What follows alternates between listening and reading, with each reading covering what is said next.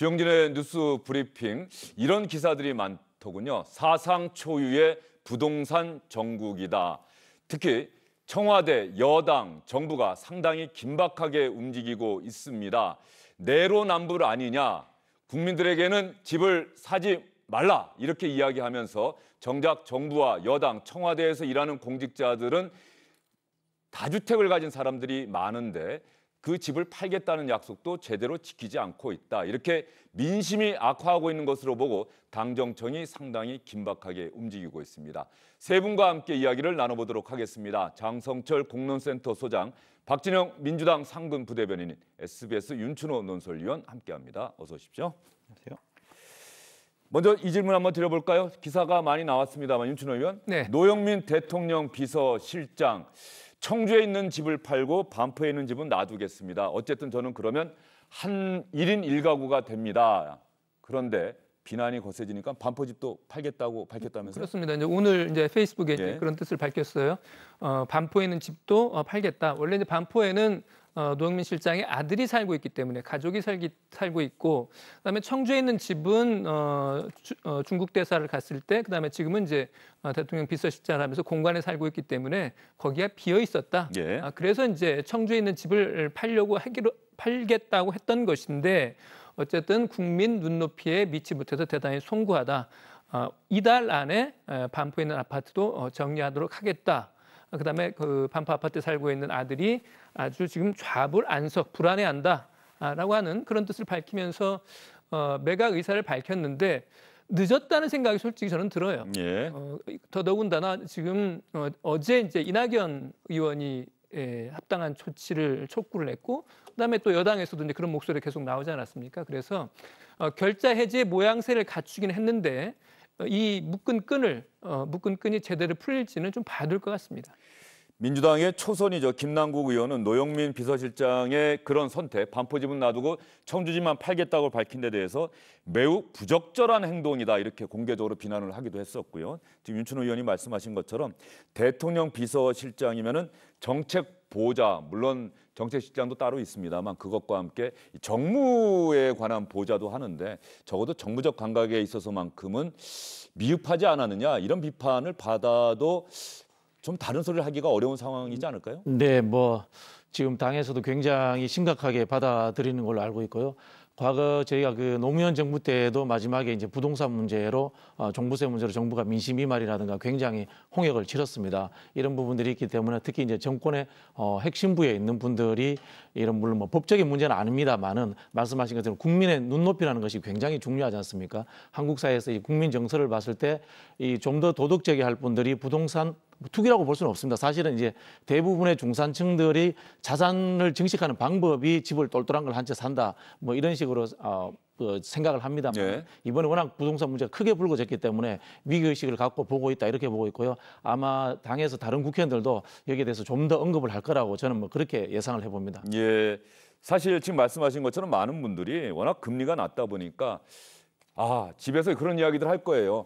여보 아무리 생각해봐도 역시 부동산밖에 없어. 우리가 대출을 받아서라도 집을 하나 괜찮은데 좀 무리해서 사면 10년 정도 지나면은 그 집값이 은행에 저축한 것보다 훨씬 오르지 않을까? 이런 이야기들 많이 하는데 그것 갖고 뭐라고 하는 거는 아니겠죠. 다만 지금은 고위공직자들이 또 정부 여당에서 스스로 청와대에서 스스로 팔겠다고 약속을 했는데 그 약속을 이행하는 속도나 과정, 결과들이 국민 눈높이에 절대 맞지 않았다. 이런 비판이 나오고 있는 거겠죠. 맞지 않고 스스로 한 약속을 왜 스스로 안 지킵니까? 국민들이 그렇게 하라고 먼저 요구한 적 없습니다. 노영민 실장 같은 경우에는 어쩔 수 없는 선택이었다는 생각이 들어요. 1가구 2주택이잖아요. 반포 집을 먼저 팔면요. 양도세가 상당한 수준으로 많이 나옵니다. 그렇기 때문에 제가 봤을 땐 청주 집을 먼저 팔고 1주택으로 만들어서 반포집을 팔면 상당 수준의 양도소득세를 절약할 수 있습니다. 제가 봤을 때는 그 점이 이번 선택의 주요한 포인트가 아니었느냐라는 생각이 듭니다. 장성철 소장은 또 거기까지 생각을 하시는데 모르겠습니다. 노영민 비서실장이 과연 그것까지 생각했는지 모르겠습니다. 예, 현실적으로 그런 일도 있을 수 있다. 네. 그런 점을 지적해 준 걸로 봐야 되겠고요. 노영민 비서실장의 처음 발표, 청와대가 당시 발표에도 혼선이 있지 않았습니까? 대변인이 청와대 관계자가 당연히 당연히 서울 반포집을 먼저 팔겠다고 얘기할 줄 알고 반포집을 내놓았습니다라고 얘기했다가 50분 만에 알고 봤더니 그게 아니네요. 청주집을 팔기로 했고 반포집은 놔두기로 했습니다. 이런 발표에 혼선이 있었던 점도 비판 여론을 더 크게 하는데 한 요인이 되지 않았나 싶은데요. 그동안 있었던 정치권에서의 반응, 이낙연 의원 그리고 심상정 의원의 이야기 한번 들어보겠습니다. 예. 좀 아쉽다 이런 생각이 듭니다. 합당한 처신, 합당한 조치가 있기를 기대합니다.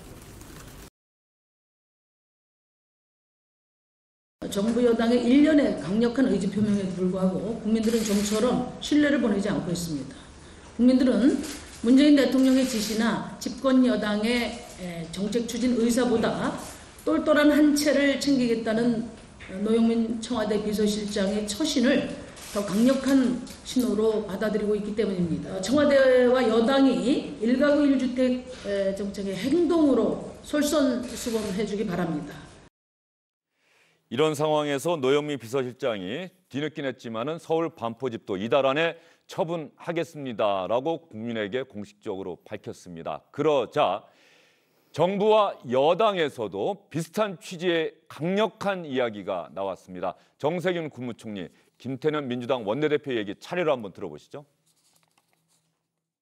고위공직자들이 여러 채의 집을 갖고 있다면 어떠한 정책을 내놓아도 국민들의 신뢰를 얻기가 어렵다고 생각합니다. 백약이 무효일 수 있습니다. 고위공직자 주택 보유 실태를 조속히 파악하고 다주택자의 경우 하루빨리 매각할 수 있도록 조치를 취해 주시기 바랍니다. 심각한 상황이고 고위공직자들의 솔선수범이 꼭 필요한 시기가 되었습니다. 사실 이미 그 시기가 지났다는 생각도 듭니다.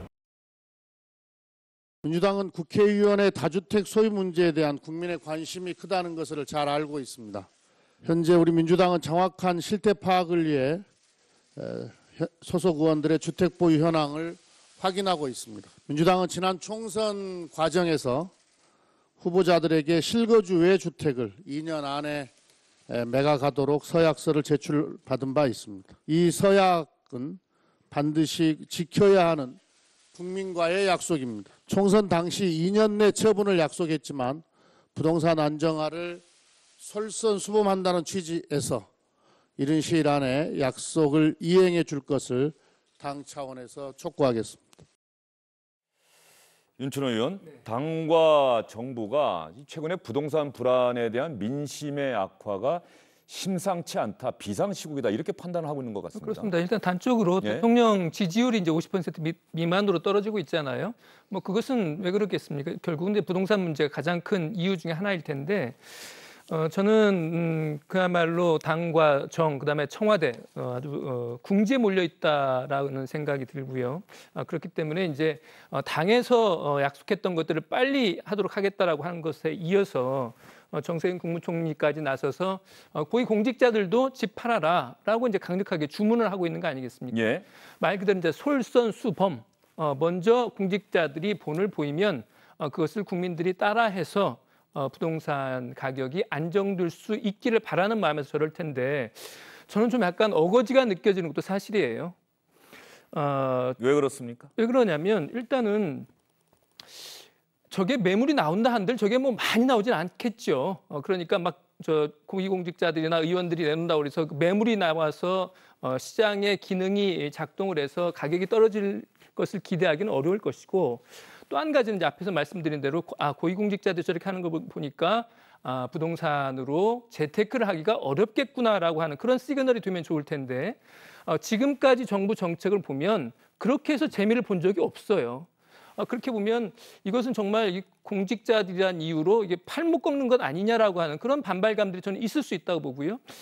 그렇기 때문에 또 설사 만약에 저거 응하지 않는다고 그랬을 때 과연 정부에서 마땅한 저걸 강제할 수 있는 수단이 있을까라고 하는 점에서도 그렇고 무엇보다도 앞에서도 이야기됐던 노영민 실장 같은 정치권의 이 현 정권의 최고 핵심이 다른 것도 아니고 반포 아파트는 안 팔겠습니다 이랬다가 이제 뭐 뒤늦게 이제 팔겠습니다 하고 하는 판인데 과연 지금 말하는 것들을 일반 국민들이 얼마나 믿을 수 있을까 하는 그런 어떤 의구심이 남는다는 것이죠.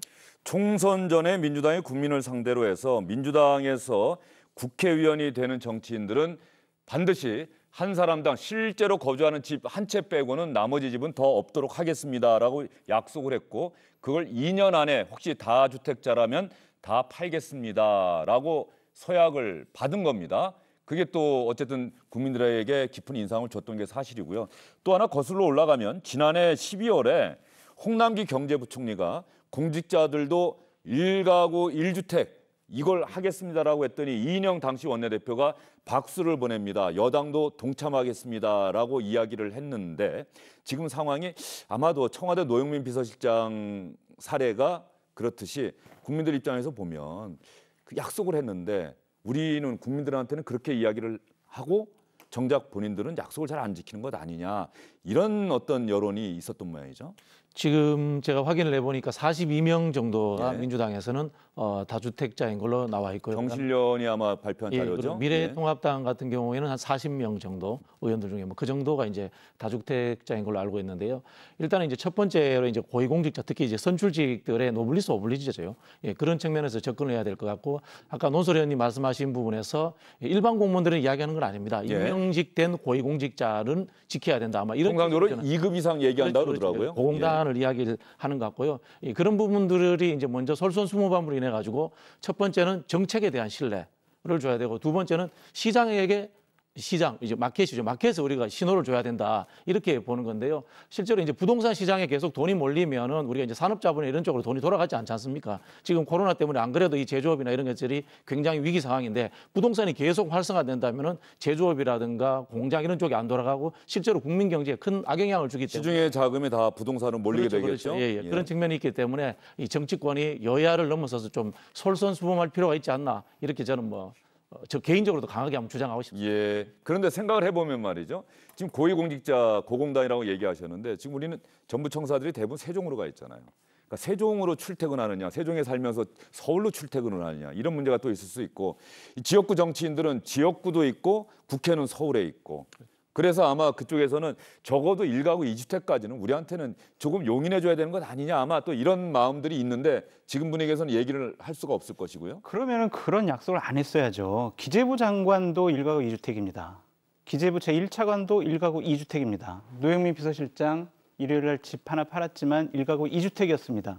그런 분들이 고위공직자들은 1가구 1주택 해야 된다라고 얘기하는 것 자체가 어불성설이라고 생각이 들고요.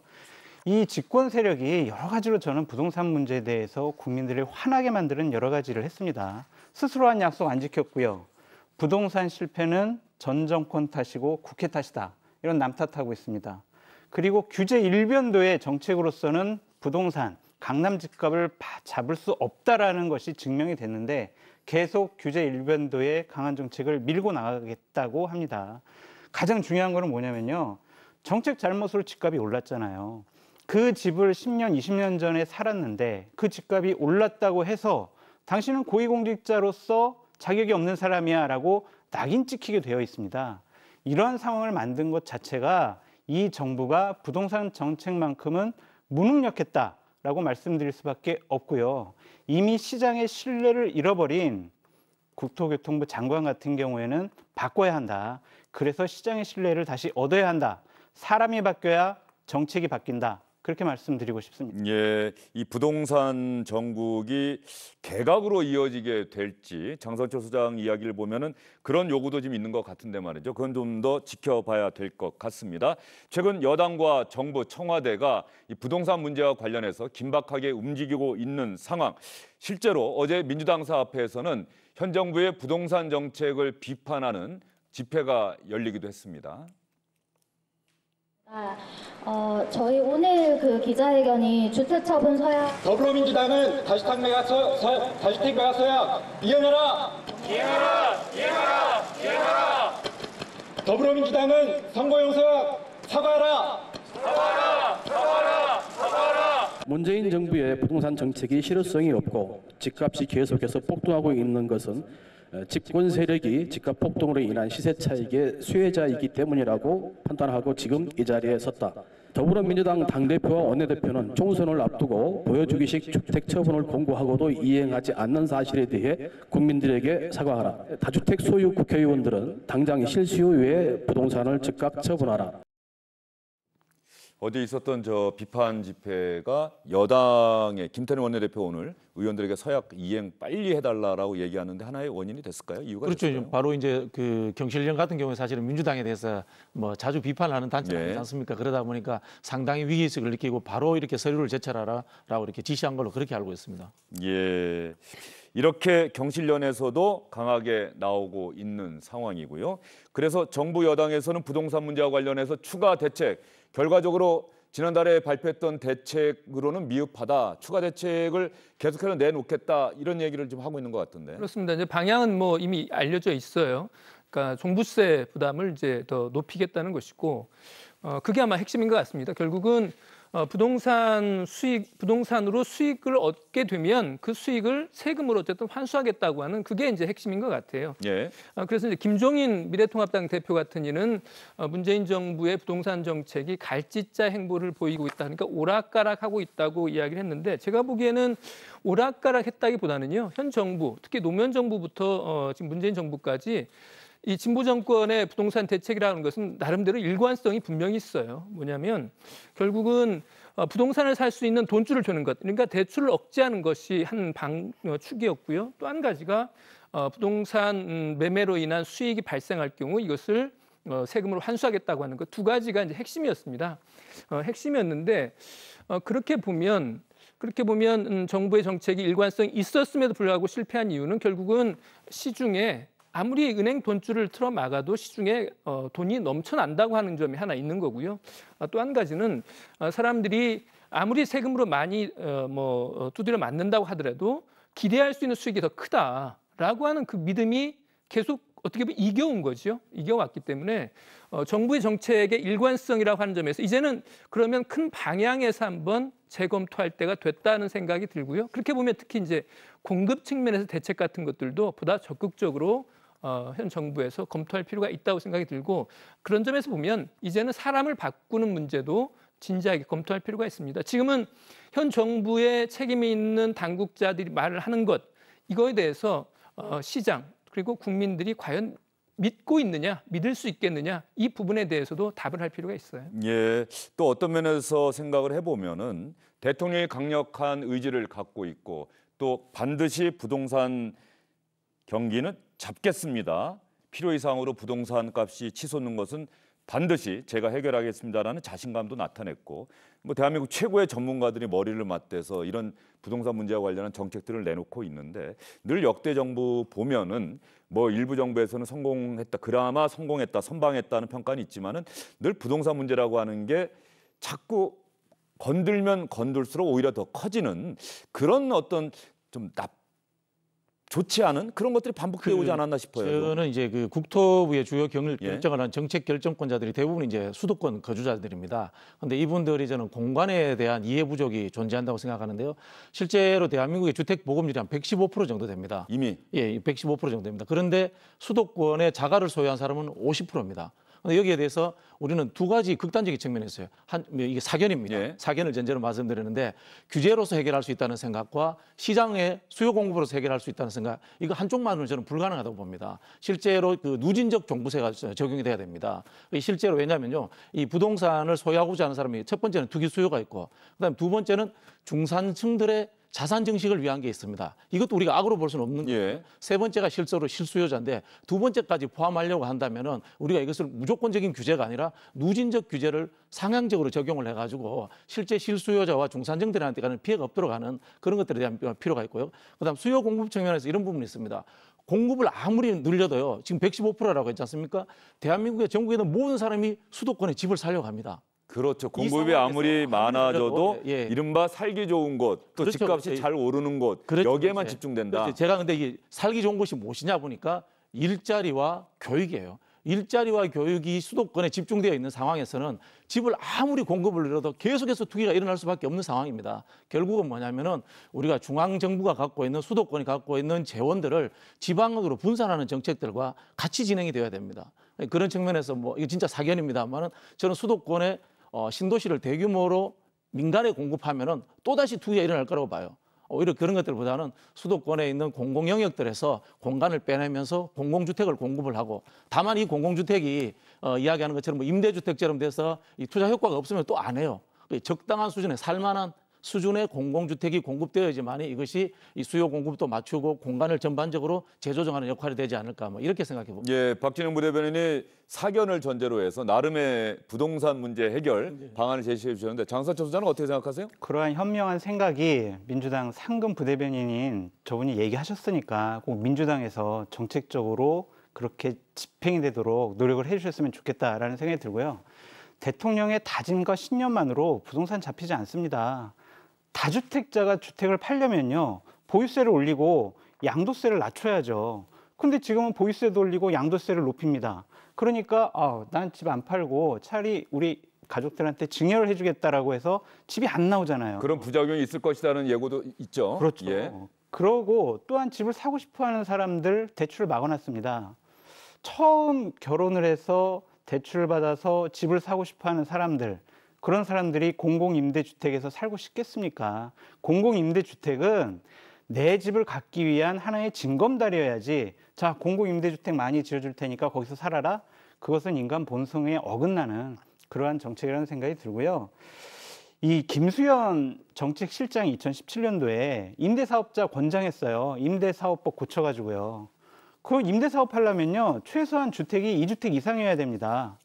그래 놓고 지금 와서 다주택자들 죄악시하고 있습니다.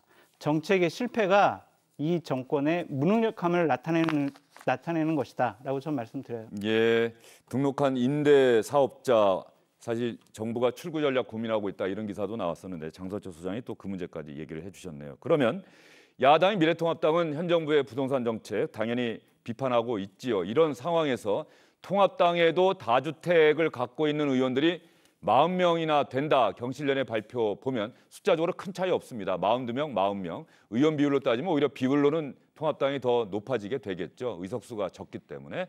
주호영 원내대표는 어떤 얘기했을까요?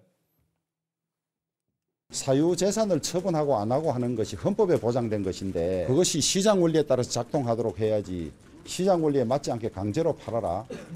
저는 아주 반헌법적인 발상이라고 생각하고 그것이 조세제도라든지 종합적인 제도를 통해서 자발적으로 그렇게 갈 수 있도록 유도하는 것이 유능한 정부이지 정책은 작동 안 되는데 너 이 집 팔아 이 무능을 스스로 자인하는 거죠. 장성철 소장님, 네. 통합당에도 다주택자가 있고 민주당, 여당은 저렇게 서약을 하고 이행하겠다고 이야기를 하는데 통합당은 그거는 또 반헌법적 발상이다. 그러면 국민들이 통합당 의원들은 시장 경제 원리를 존중한다는 차원에서 그래 우리가 이해할게 그렇게 나설까요? 근데 제가 처음에 말씀드렸듯이 다주택자들이 정말 공직자로서 자격이 없거나 큰 죄를 지은 건 아니잖아요. 불법적인 투기에 의해서 주택을 취득하고 다주택자가 됐으면 잘못된 거죠. 벌을 받아야 되고. 기억하실 겁니다. 박근혜 정권 시절에 최경환 기재부 장관이 빚을 내서라도 집을 사세요라고 했어요. 그 당시에 빚을 내서 집 산 분들 지금 그 집을 계속 유지하고 있었으면 대단히 큰 돈을 벌으셨을 겁니다. 그런 정책, 자유시장 경제체제 하에서 내가 집을 사고 그 집이 올랐다고 그래서 그것이 죄악시되는 것은 잘못된 사회적인 분위기다라고 말씀드려요. 예. 물론 공직자들은 솔선수범 보여야죠.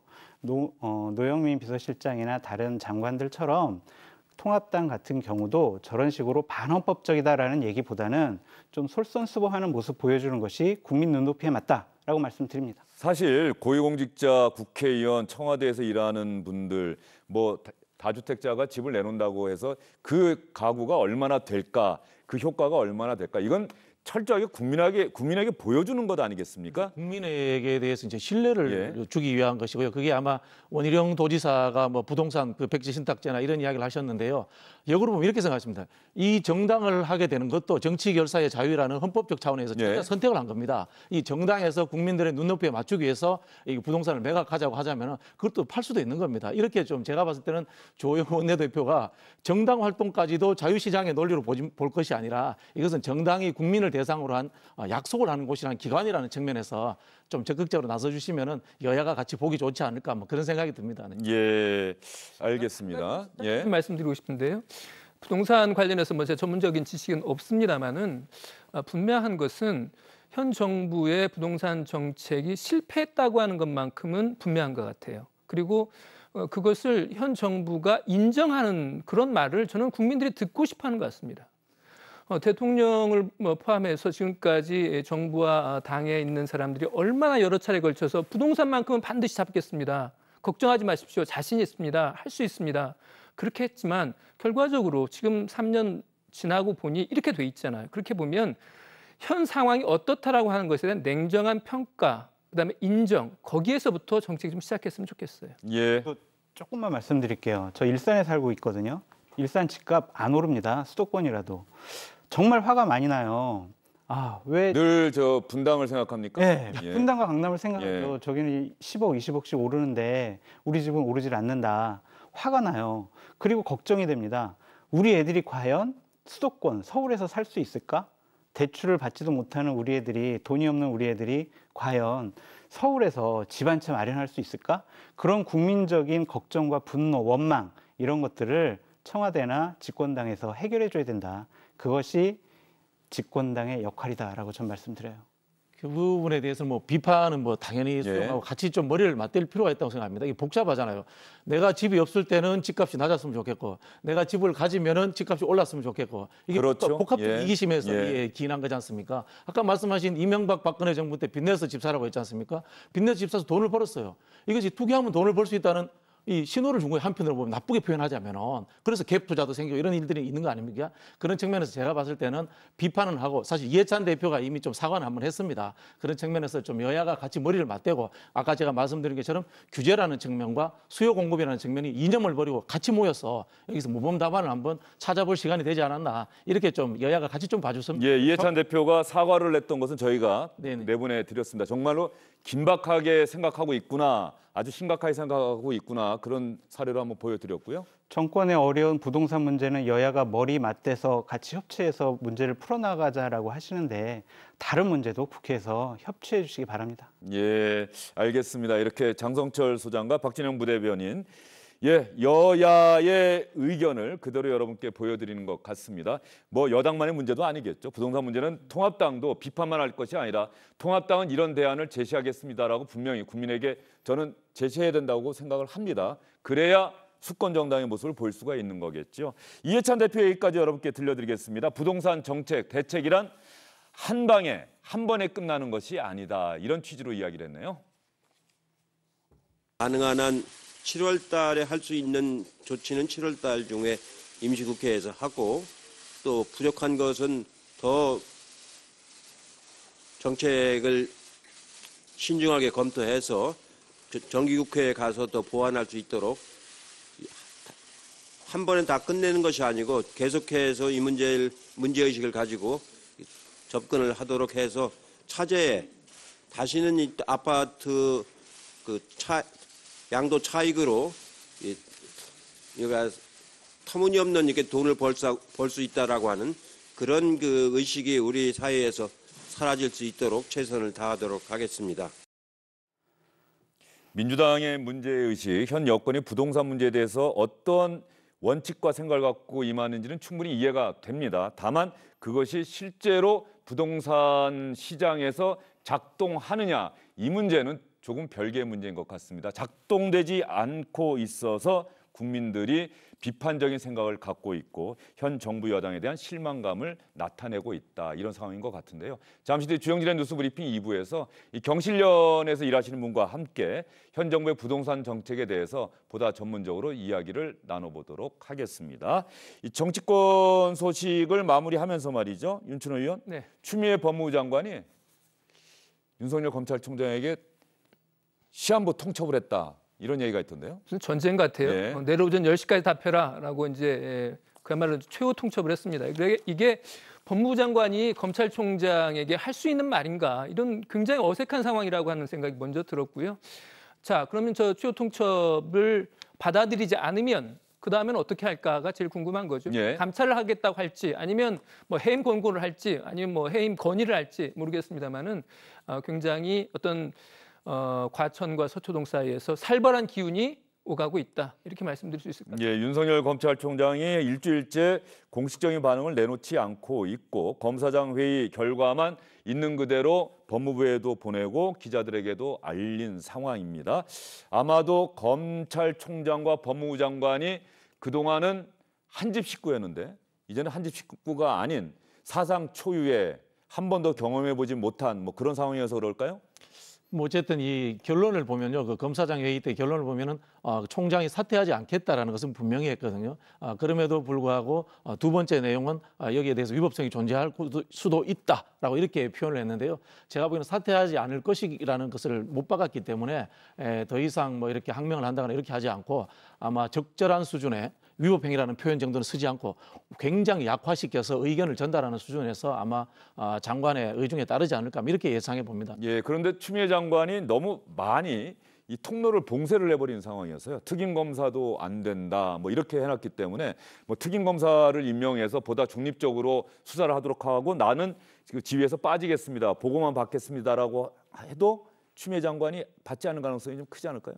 그렇죠. 지금 상황이 실제로 이 사건 자체는 굉장히 단순하지 않습니까? 녹취록 오픈하면 되는 거고요. 그 한동훈 검사의 이 휴대폰 포렌식 했던 것은 내용이 공개되면 되는 겁니다. 그렇죠. 그것을 가지고 누구 편이라고 해가지고 따로 이렇게 볼 수 있는 어려운 증거가 아닙니다. 이런 상황에서 특임 검사를 사실 임명할 필요도 없고요. 현재 수사하던 곳에서 그대로 하면 되는 것이고. 그런데 윤석열 검찰총장은 서울중앙지검 수사팀이 이성윤 서울중앙지검장이 이건 뭔가 뚜렷한 목적의식을 갖고 수사하는 것 아니냐, 별거 아닌데 지금 이런 서로 인식의 차이가 너무 큰 것 아니냐 이거죠. 그런 측면에서 보면 윤석열 총장은 서울중앙지검의 수사를 인정할 수 없다, 이걸 지금 암묵적으로 표시하고 있는 것 아니냐. 제가 보기에는 그런 의심보다는 사실은 이 검찰총장으로서의 자존심을 내세우는 것 같아요. 나도 이렇게 부하들이 있고 이 사람들 나도 케어를 해야 되고 검사장들 내가 전국적으로 모았어, 이렇게 보이는 거지 않습니까? 이런 측면으로 봤을 때는 제가 보기에는 수그릴 수밖에 없을 겁니다. 현재 이 상황 자체가. 그렇게 전망하고 계시고요. 장석철 소장은 어떻게 보십니까? 기본적으로 윤석열 총장이 이미 추미애 장관의 지휘에 대해서 어느 정도 받아들였습니다. 전문수사자문단 구성 안 했고요. 그다음에 이제 그 사건에 대해서는 본인이 지휘를 하지 않으면 되지 않습니까? 근데 저는 꼭 말씀드리고 싶은 게 있어요. 추미애 장관의 지휘의 부적절성입니다. 추미애 장관 윤석열 총장한테 지휘 서신 내리면서 얘기했습니다. 측근과 가족 연루된 사건이라면 지휘를 회피해야 된다고 얘기를 했어요. 본인 아들 탈영 의혹 때문에 동부지검에서 수사받고 있습니다. 그러면서 내 아들이 울고 있다, 건들지 말아라, 이런 식의 수사 가이드라인까지 제시를 한 상황입니다. 이것은요, 법무부 장관으로서 과연 이분이 법을 지킬 의지가 있느냐, 그런 것까지 의심받을 수 있는 상황이라고 저는 생각이 합니다. 그렇기 때문에 자칫 잘못하면 이 부분이 다른 정치적인 의도가 있는 것이 아니냐, 그런 의심 받을 수 있고, 문재인 대통령이 임명한 검찰총장, 문재인 대통령의 임명권에 대한 도전으로 볼 수밖에 없다. 안 그러면 문재인 대통령의 암묵적인 용인하에서 이런 일들이 벌어지고 있는 것이 아니냐라고 의심해 볼 수 있을 것 같습니다. 반론 기회를 드릴게요. 이게 사실은 그래서 공수처가 필요한 겁니다. 실제로 공수처에서 수사를 하게 되면 법무부 장관 건이든 한동훈 검사장 건이든 다 이렇게 나름 객관적인 제3의 기관에서 수사를 하게 되지 않습니까? 저는 오히려 이 부분을 공수처가 꼭 필요하다는 논리로서 귀결시켰으면 좋겠습니다. 공수처가 그런데 통합당에서 강력한 의지를 보이지 않고 있고 헌법재판소에 이미 헌법소원 내놓은 상황이기 때문에 그 결과 나오기 전까지는 공수처장 추천위원회 추천위원을 추천하지 않겠다, 이렇게 밝히고 있어서 이 공수처가 제대로 발족할 수 있을지는 현재로서는 불투명한 상황입니다. 이 추미애 장관과 윤석열 검찰총장이 얘기하다 보니까 또 공수처까지 얘기가 가네요. 세 분 긴 시간 수고 많으셨습니다.